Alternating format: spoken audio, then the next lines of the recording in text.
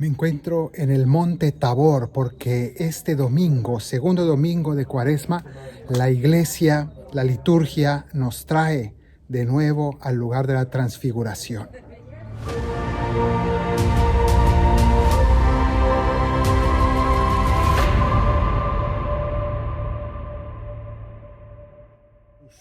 La semana pasada estuvimos en el monte de las tentaciones con Jesús en el desierto de Judea y especialmente en ese monte, y ahora en este monte Tabor, porque en cierto sentido son como dos retiros, dos momentos de oración especial de Cristo.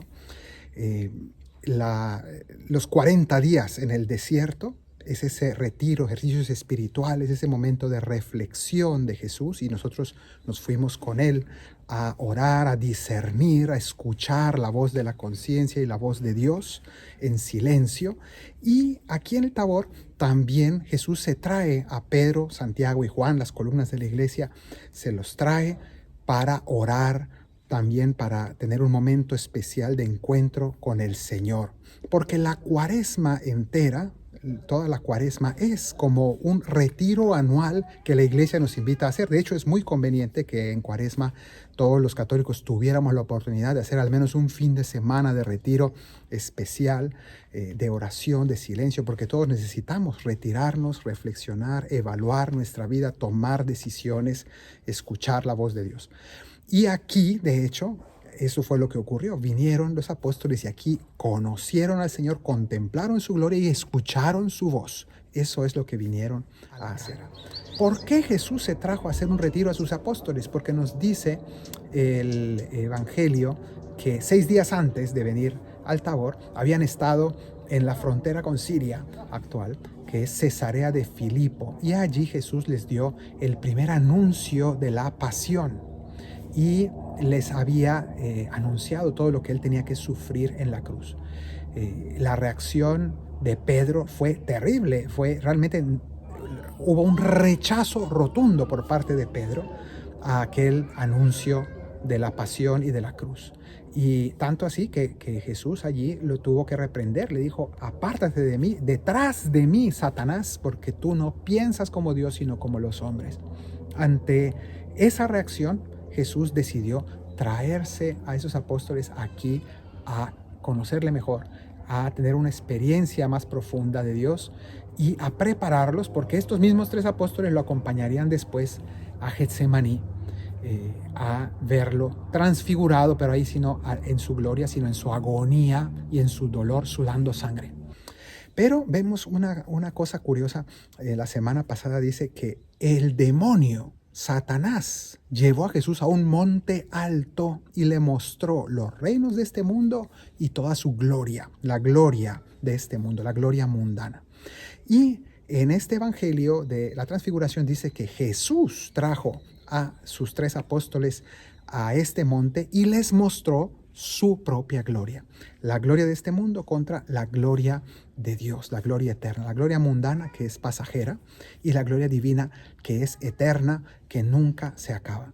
Entonces nos muestran estos dos momentos muy interesantes, ¿no? De hecho, se suele decir en latín sic transit gloria mundi, cuando hay algo que era muy famoso y muy apreciado en un tiempo y años después o un tiempo después desaparece, ya nadie se acuerda de ello, pues así se dice, sic transit gloria mundi, así pasa la gloria de este mundo, que parece muy importante y después no era nada, se esfuma como la hierba del campo.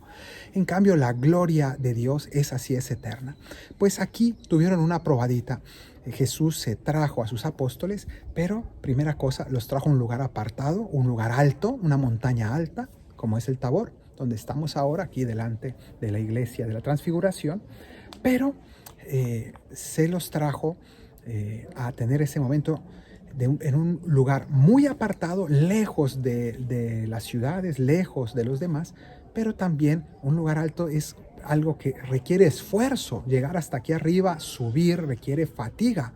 Y también la Cuaresma nos invita a ese esfuerzo ascético de subida, de lucha interior, que también hubo en el desierto, todo ese ayuno. Aquí también se nos habla de ese esfuerzo ascético de la oración y es parte del proceso espiritual de la Cuaresma.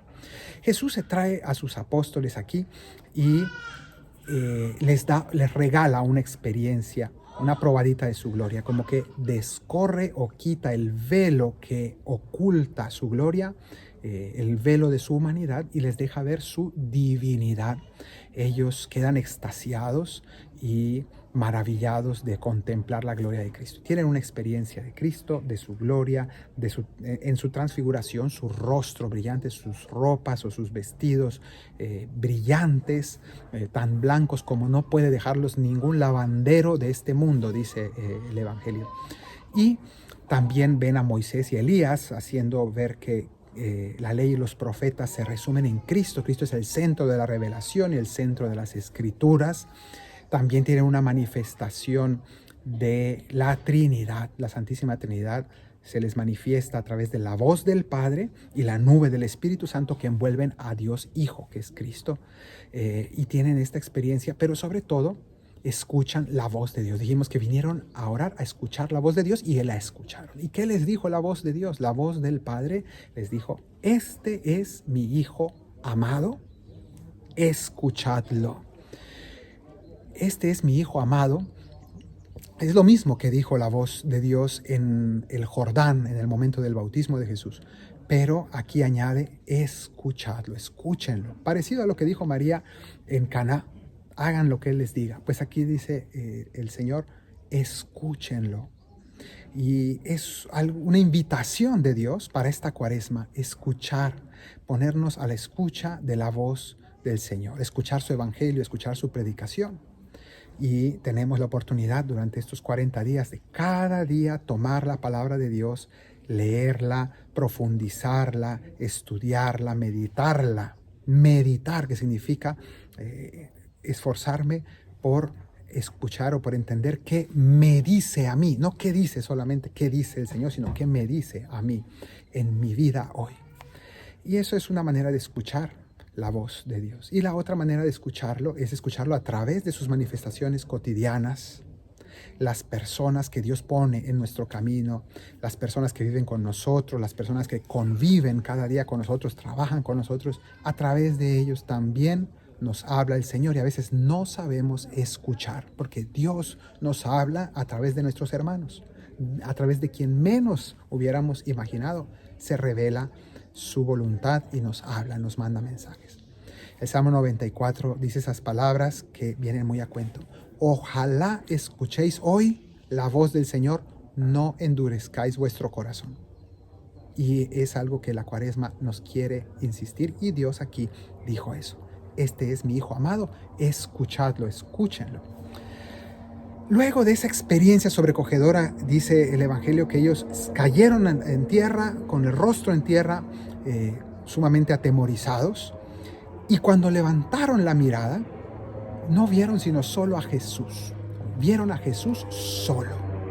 Ya no vieron esa manifestación gloriosa, ese brillo deslumbrante. Ya no vieron toda aquella transfiguración. Ahora volvieron a ver a Jesús solo, como siempre, en su figura cotidiana y normal.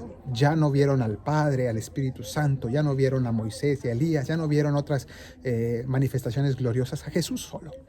Y eso es lo que ordinariamente nos va a acompañar, Jesús solo. Pero ya es mucho. Y eso es lo que el Señor también nos quiere preparar. En la vida hay momentos de especial consolación. En la vida hay momentos muy especiales a nivel espiritual, experiencias profundamente dulces y fortalecedoras, pero no son para siempre. De hecho, aquí fue donde Pedro dijo: qué bueno es estar aquí, hagamos 3 chozas, una para Moisés, otra para Elías y la de Jesús. Pero no sabía lo que decía. Eso no es así. No, estas experiencias maravillosas son solamente una probadita, pero lo ordinario es estar caminando en esta vida con Jesús solo, de la manera más simple y sencilla, cotidiana. Así nos invita también el Evangelio a que hagamos en esta Cuaresma, aprender a caminar con Jesús solo. Y si Él quiere regalarnos una experiencia consoladora, una experiencia de su gloria, bienvenida sea. Pero no es eso lo que lo ordinario, sino que el Señor nos invita a caminar con Él de manera normal, de manera cotidiana, en las cosas de la vida común y corriente.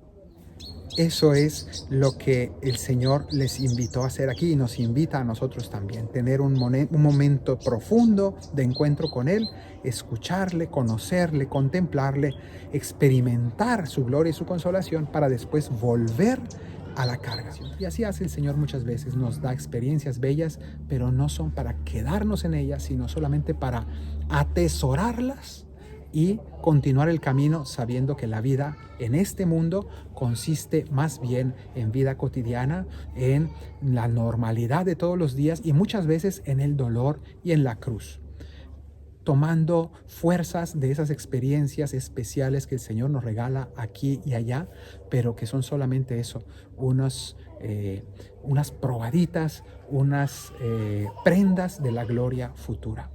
Y eso es lo que aquí en el Tabor le pedimos al Señor que nos regale un fortalecimiento en esta Cuaresma para continuar nuestro camino a seguirlo a Él, a la cruz y por la cruz a la luz. Que el Señor te bendiga desde el Tabor, el que hizo cielo y tierra, en el nombre del Padre, del Hijo y del Espíritu Santo. Amén.